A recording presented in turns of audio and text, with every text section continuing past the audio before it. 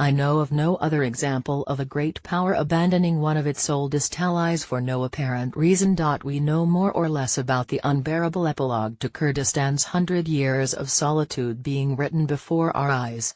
We know, too, about the craven abandonment of the Kurds to the new Gang of Four, right up until the ceasefire of 28 October. To Iran, whose Revolutionary Guards received in effect a green light to conduct themselves as if they were on conquered territory, and thus try their hand at wielding influence from the Mediterranean to the Gulf of Oman. To Turkey, which, in the manner of Schrödinger's cat being simultaneously dead and not dead, is both in NATO and out of it, using that freedom of movement to exact historical vengeance against the Kurdish Peshmerga forces. To Syria, whose murderous puppet of a dictator now reigns, to borrow a phrase from the French poet Louis Aragon, over a country flayed by butchers. And finally to Iraq, that factitious country that never existed except in the dizzy mind of a British diplomat a century ago, crushing a free, democratic and peace-loving people under the boots of its heavily armed militias.